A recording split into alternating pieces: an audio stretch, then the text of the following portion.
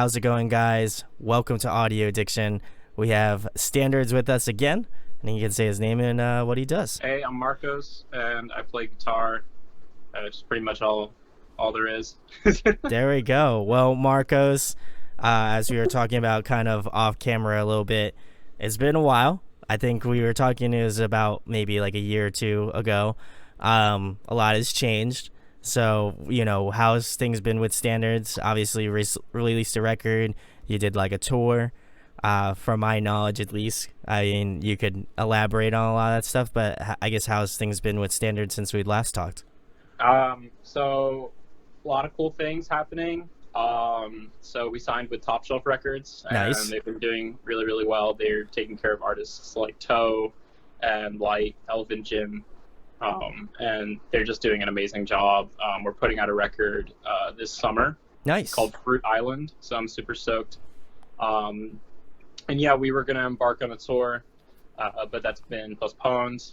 We were going to do it with a hardcore band, Shin Guard. It was going to be like math rock versus hardcore thing, math rock versus screamo. So it was going to be interesting. I was really excited to do that, but we had to just postpone it just because of the current climate of everything right now. So just trying to figure out when we can do that. But just been at home working on new music and trying to promote the record because everybody can still listen to it even though we can't play any shows right now. Sure. And I guess how did the Top Shelf Records thing come about? Was it somebody that reached out to you? Did you reach out to them? Like, how did that kind of facilitate? Because it's always different in the climate of like social media and stuff. So I was just curious how that came to be. I mean, when we put out the first EP, like, we didn't really know what was going to happen. Because Sure. we were just like, it was just like 4 songs that we made. And we were just like, maybe, like, people will like this. Like, we literally didn't know.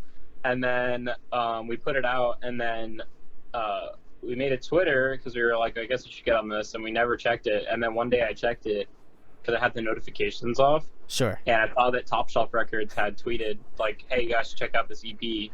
And I was just like, what? Like, that's kind of crazy. Like, I didn't even like set that up at all.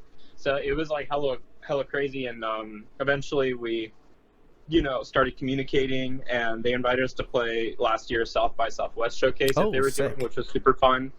Yeah, and then we just kind of talked from there, and we were just talking about, hey, when's the next record going to come? Because we've only ever done EPs, and they're really short. So this is like our first big release, and it just sounded like it would be the best fit. So I'm really happy to be with them, and they have a really great team that's like helping us make this as big as it can be. So it's kind of cool.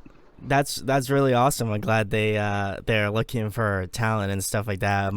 I'll have to find out more information if from them on how they, like, I guess a fan may have like said something about your band or something like that on Twitter, and they checked it out, and that's really cool. Glad we're like in that climate of music where people are like checking stuff out, and obviously I'll try to do my part to get the new record out to you guys, to my fans and stuff like that. So I guess, how is that writing process? How did you go about it? Obviously, a lot of stuff focused around you. So did you have other people in the studio like help you out and do stuff, or like how is this facilitated for this new record? So usually, like, the first 2 Standards records were written like in jam sessions. So it's Sure. just like bringing in an idea, and then you kind of just make it happen. So this record was done all in Guitar Pro. Oh, So sick. everything was done ahead of time, and then basically I had kind of sent the parts to Forrest Rice from Covet, and he was like super excited to do it because I was just like, basically, okay, here it needs to be this, but here go crazy. And he's like, I like going crazy. So he was really like, he's a really good drummer, so he likes just being really creative. And so we had that, but unfortunately we could only set up like 2 days in the studio for him because of scheduling conflicts. Sure. So I had someone that I had been really stoked to work with for a long time. It's Brody Taylor Smith from the band Seder. They're like a smaller post-hardcore band, and I've been really stoked to try to work with him ever since I first saw them when we played in Atlanta. And I was like, hey, would you want to fill in on the rest of these tracks because Forrest can't do these other ones? And initially I wanted him to do the entire record. Oh, really? So, yeah. So anyway, I have both of them on the record, and they're both phenomenal drummers. So basically, I outsourced the drumming, but all the other stuff like the keyboards and the guitar is all written by me. So it's kind of lonely. Like usually, you'll see like if you ever do see like a documentary of a band working on a record, it's like all four of them, and they're Yeah. like, "Yeah, man, go in there and get it!" Like they're all pumping each other up. It's just me by myself, like with the engineer, and then I would play something and be like, that was shitty. And he's like, yeah. And then we would just do it again. And then I'd be like, yeah, that was pretty cool. He's like, yeah. And so it's just like, it's you don't really get that same effect, but it was still like hella fun, just being like the boss and trying to like make it happen. And I was really stoked about how it came out. And we just put out our first single today as of recording this. It's called Special Berry. So we're just gonna keep trying to releasing singles until the summertime. Yeah, no, I'll have to check it out because I just got actually when you messaged me, I was like getting out of work, so I was like, Yeah. let me go give this a listen when Yeah, I'm please. done. But I guess which was one that kind of changed a lot in the studio from like the first kind of like you said you worked on like Guitar Pro and stuff like that. So what was one that kind of started out like different from how it ended in the record, and what was one that you felt like came out the best, like right out the gate you were like this one's gonna be like really solid?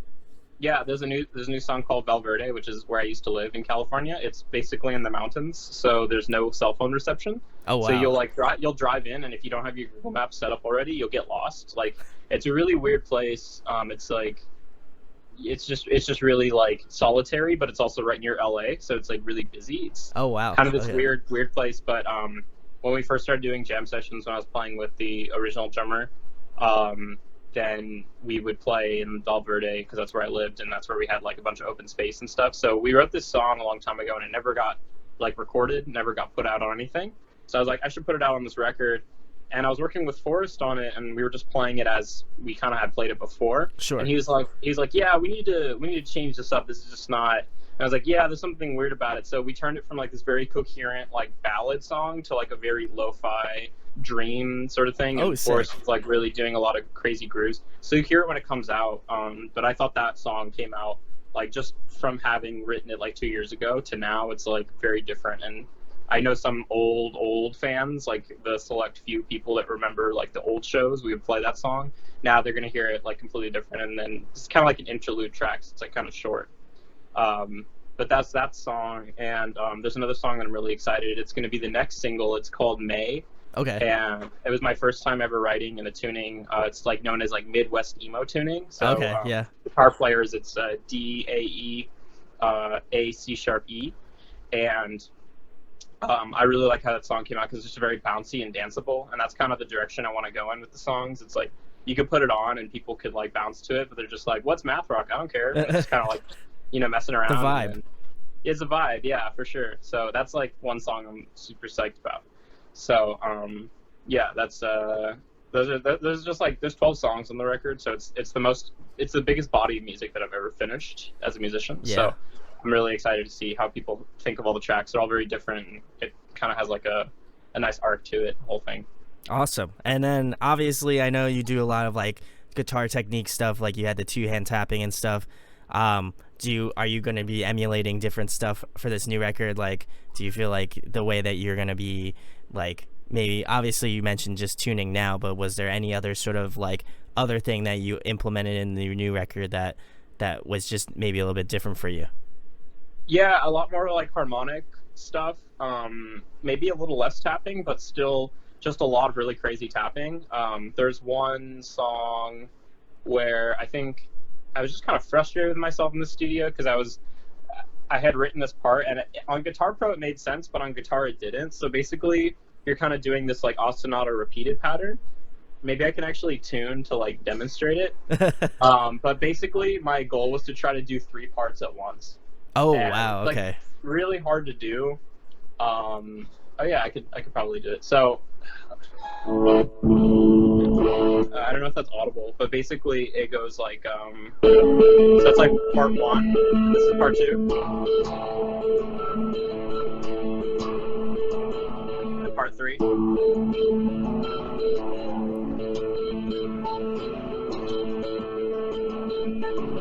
So it's like you're doing all 3 these different string parts, stuff, and yeah. you have to go over hands. So it's like really crazy, and it's not like every song is like that, but for that song specifically, it was just like I was in the studio and I was playing it, and it was like going okay, but I was just like, man, why did I do this to myself? It's like completely unnecessary. You could just have a synthesizer on top doing that or something. But it's just fun to try to make it happen and make it sound good. I think that's also the fun part for me. No, I feel like a lot of the stuff, especially when I had you on earlier, a couple years ago, I was like, there's something about your writing style that I've always felt was very interesting. As obviously being a guitar player, maybe not nearly as proficient, but just obviously loving guitar and stuff like that. And so I was like, whenever I see like you post videos of like clips, whether it's like in the standards like fruit posting or like just regular post like videos and stuff, I'm always like, what is he like? It's just like at some points I'm like, it's so impressive some of the stuff you do, and at the same time I'm just like, now I just never want to touch this again because I'm like it's so wild. And that was like super cool to like envision that, and obviously like you could have definitely done a synth part, but I feel like it's just so more interesting to me at least to have the three part, and obviously you playing the guitar. I think that's gonna be really cool, and I'm excited to listen to that one because I think I'm curious how it's going to transpire in a record format. Obviously you played it, but definitely, yeah. I mean that's and that's the thing too. It's like it's fun to just try to express myself that way because I feel like most people wouldn't. But yeah, it's just more so that like if I wanted to do that, then I definitely could.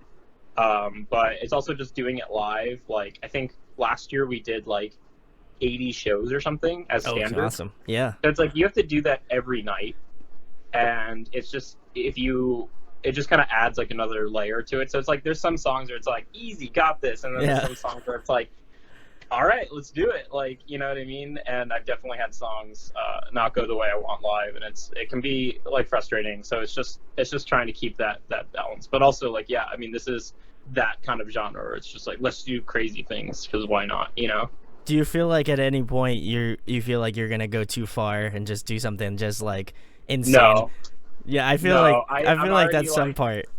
I'm already like kind of done like with being too far. But also like I mean, as a songwriter, you're a guitarist, but you're also a songwriter, and you want to write songs that sound good no matter what. And that's kind of what I was trying to get at earlier with the song when you're asking me which one I really liked. I liked that one because I feel like as a standalone song, you could kind of translate it to any ensemble and it would kind of hold up. So that's just kind of my goal from now on. So now that we've all been locked down because of coronavirus, I've kind of been just doing that more. It's just trying to write fun songs and just trying to like not worry about how I'm going to play it or how technical it's going to be, because I mean that's always like super impressive, but I definitely think that it's impressive if it's technical, but also it like sticks in your head, and it's like when someone goes and sees you and they've never seen you before, it's like on a technical level, like, wow, that guy was mind blowing. But then on the way back to their car or something, and they're driving home, they're still hearing those riffs. It's not that it was like,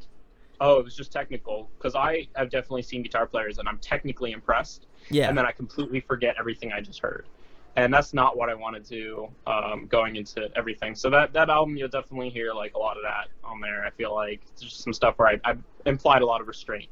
No, so. I feel like a lot of the stuff you write is cognitive, and to the point where like there is this technicality to it. Obviously, I think anything with like any sort of like tapping and stuff like that is going to be very like impressive to me technically, whether or not it's like some people consider like sweeping technical, and that's definitely a technicality in of itself. But I think it's equally impressive when I see a band, especially live, where they're able to execute those sorts of things live, like tapping or like, doing a cool riff or something like that. And then I'm able to be like, wow, I'll remember that band for the technicality, but also the melodic, like, memorability of it. So right. I mean, it gets controversial too. Like there's a lot of controversy this year about, I guess last year, about like fake guitar playing live. Yeah. There's a clip that leaked, not leaked, but is like, kind of came out of like this band called Rings of Saturn. Yes. I don't know if you know them. Yeah, I do. Yeah, I don't know them very well, but I just saw this clip and it looked like this guy was miming the guitar part, and he had to make like a whole video defending himself, and he like lost a ton of endorsements. I felt really bad for him. It's like there's just a lot of focused around technicality sometimes. It's like, who's got the best pocket, who's got the best this, who's got the best that. It's like, who really has like the best riffs, who's got the most memorable songs. That's to me what matters. And everybody has their different thing, you know what I mean? But it's just like, I would much prefer that over something else. And like, when we were at NAMM this year, which is like a big music convention,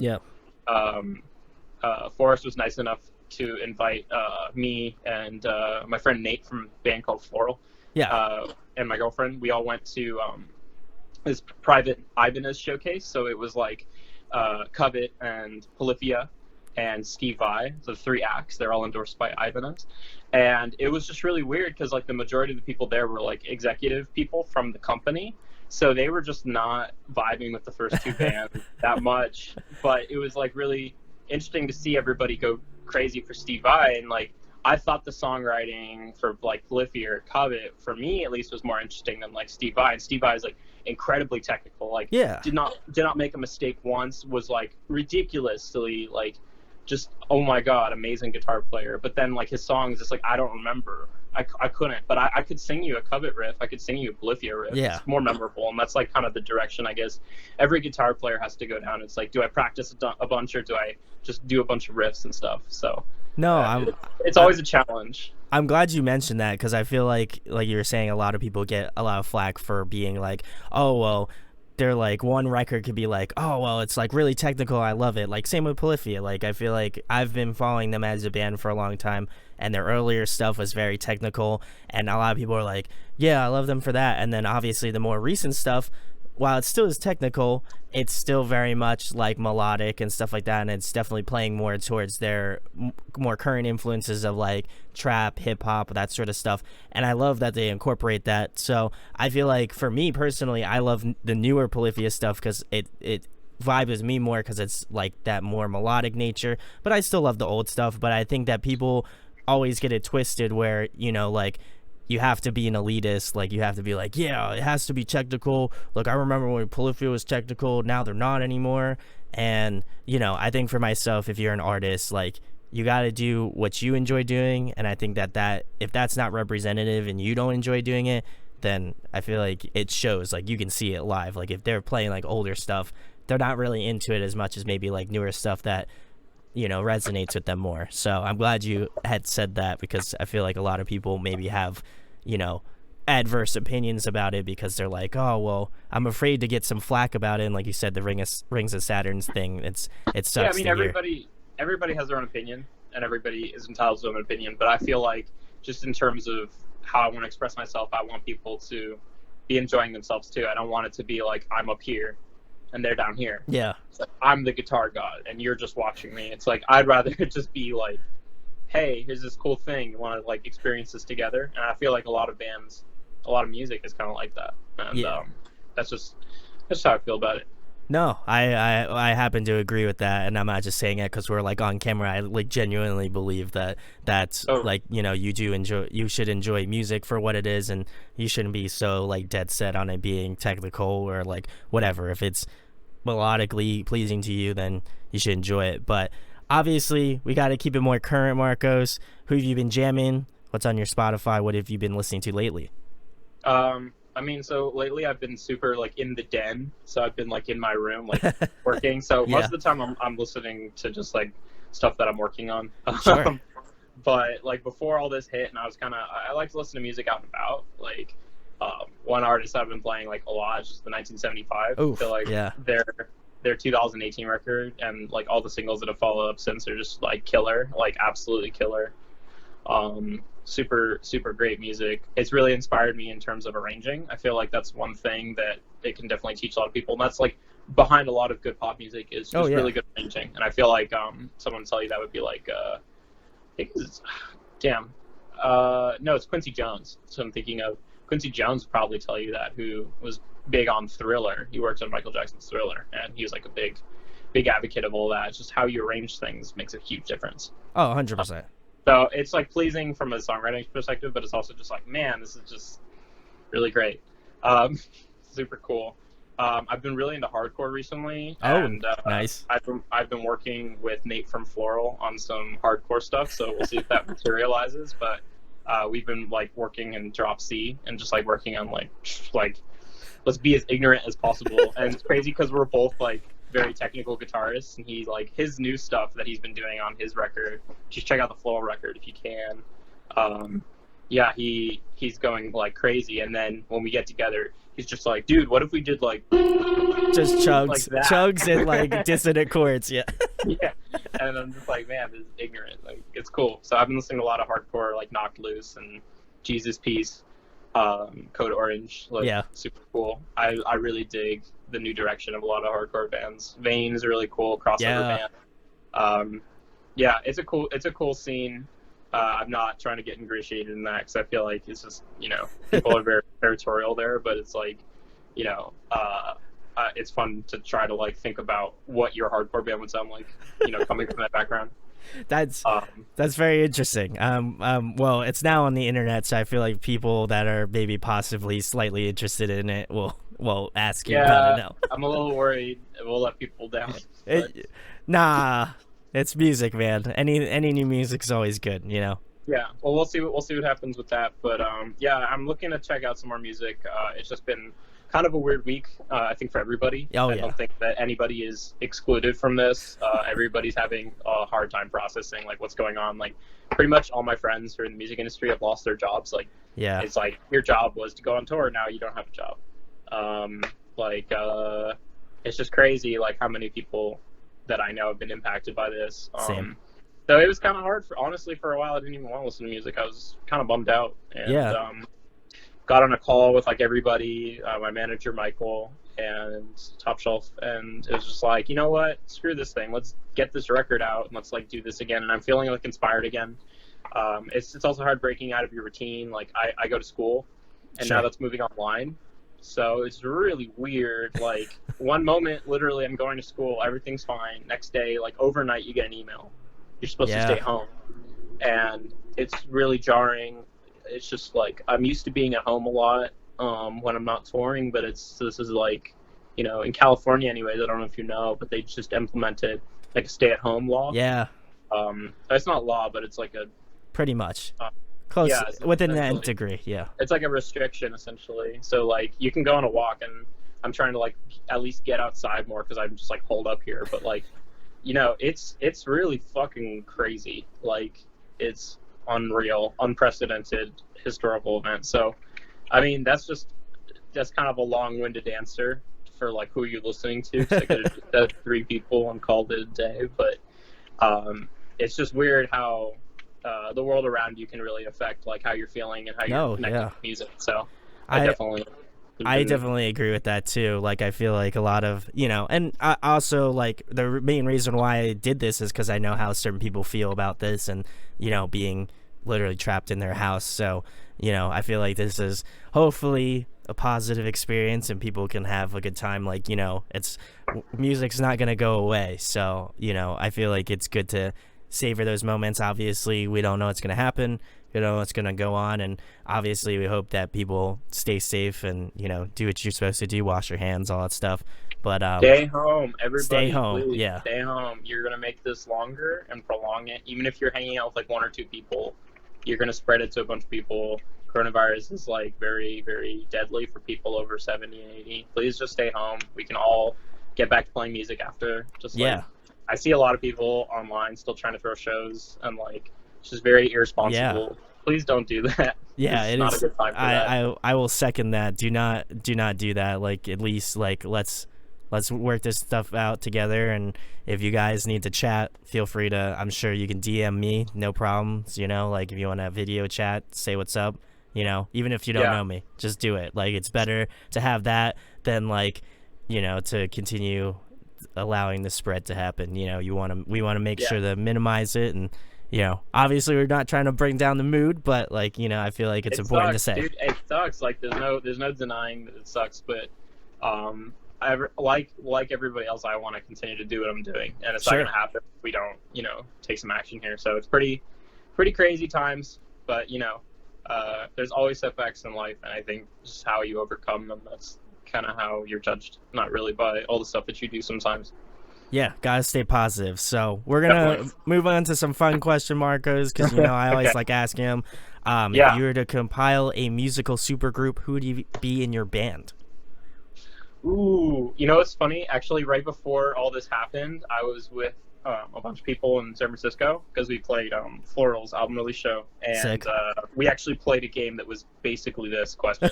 Well, Um, look at that. let Future me think tense. of they got really intense.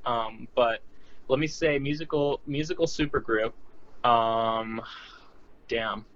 I'm just trying to think of some of them that people said. They said some inappropriate ones, which I'm not going to Oh, repeat okay. There we on go. the air. That's a They good were idea. funny, but it was just, you know. Well, it doesn't matter to me. I make like 7 cents on YouTube, so you could say whatever you want. I don't really care. I'll call it out. I'll call it as I see it, Marcos. So you know. Okay, yeah, fair. Okay, let me think. So on vocals, I feel like Matt Healy from, I think From that's his name, from 1975. Yeah, 1975. I you're feel right. like that's a pretty good choice. Come on, like Yeah. pretty sick. I feel like Travis Barker on drums. Okay, Dude would interesting. probably be a sick backbeat. Okay. Feeling. Yeah, probably him. And then I'm either gonna go with Tim Henson from Polyphia. Nice. Yeah. Good move. Or no, fuck it. Let's just say Tim Henson from Polyphia. Okay. And Fine. then let's say and then let's say David Adamiak from Covet. That'd be a great Ooh. yeah. Yeah. That'd be a really great group. That would be tight. I would be about Yeah. that. That's a good move. That's a good move. I wonder how that would go. I'm very interested. What would the band name be? Because we're just gonna cap it off. Because it's on the internet, so it could happen. Never know. The band name would be Covet 2. Yeah. Oh boy. Well, I feel like I'm Covet 1. I'm gonna get a Covet text 2. from Yvette right after this is over with, and she's gonna be like, "What's going on, man? What are you doing to me?" It's very hypothetical, and it's very much not going to happen. So. Well, you never know, man. It could. It would be ironic if it was Covet 2. You have to get Travis Barker on board. You need to get Lil Wayne to get Travis Barker on board. That's not going to happen. I feel like Matt Healy also is making a lot of money in 1975, and he probably would not want to sink into, less than the 1975. I don't know how popular that group would be. I feel like Travis would be doing hip hop beats, and then Tim would kind of be like, okay, and then Matt would just be kind of belting, and it'd just kind of be weird. And David would be confused, and he'd probably leave. Just be This is awesome. I love this. I love that. I love the potentiality of this group. Yeah, so awesome. Next question, Marcos. Another fun one as well. If there was one album that you wish that you wrote, what album would it be? What album I wish I wrote? That's weird. I don't know, man. That's I wouldn't have written it because it obviously wasn't me because it doesn't sound like me. Listen, don't dismantle my question. Okay. I wish I wrote the White Album so I could, when somebody on the internet starts going off about how I don't know anything about music, I'd be like, dude, I wrote the White Album, and then I could just win any internet argument. I wouldn't go out seeking it, but anytime someone comes to me with an argument, I would just be like, dude, I wrote the White Album. That's a great answer. I invented rock and roll. There's nothing you can do. You may have broke this question wide open for me. That was great. That was a superior answer. I would say top 5 best answers I've gotten asking this question. So if Mark, I would say 1 actually, because it is.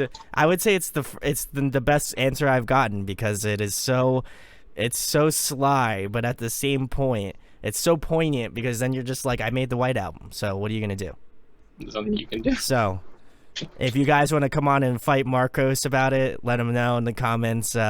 Just fight him. That's all I'm gonna say. Not in a mean way. I want to hear your call and response to Marcos here. But obviously, the last thing, Marcos, the big thing. Tell them about your band Standards, where they can find you at, and anything coming up in the next couple months. Yeah, Standards Band. www.standards/band.com. That's the little thing in the middle. That's our website. So you can find our Spotify, Facebook, Instagram, Twitter. We got a new song out. It's called Special Berry. You can go stream it on Spotify now and watch it on YouTube.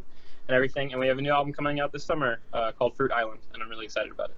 There we go. Well, as you know, Marcos has been a fan of the channel, so good to have him back, of course, as always. But go check out the new track. Go get stoked for the new record. I know a lot of people are having a hard time, recently. So, it's always good to have some good tunes out there. So make sure to go throw Standards in your loop. Get those Spotify views up and stuff like that, because I know that's going to be big from now until whenever. So, Yeah. I mean, it's always been big, but now it's more important. So go stream it. If you sleep, just leave it on stream. Just stream that. You know what I mean? Who cares? Whatever. It's fine. Get them. I'm trying to look out for Marcos. Trying to look out for Marcos here. So go check the links in the description and find out about Standards. Like I said, all that stuff coming up. Make sure to go follow him on social media. Again, very, very, very talented guitar player. And if you haven't checked out Standards yet, highly recommend. Co-signed by Audio Addiction, so it's legit. Go check out Standards. And if you enjoy this interview, share, like, and subscribe. Make sure to go tweet at Matt Heafy and Travis Barker, so we can get Covet 2.0 out to the masses in 2021. I regret Listen, man, you said it, so now it's out here in the wild. So I'm gonna tell, and also make sure to tweet out Marcos about his new hardcore band, Knocked Lite. Very stoked for y'all to hear that. And thanks. I really am probably pissed off Marcos, but go check out his band. And thanks for Marcos to coming on. No, thanks for having me.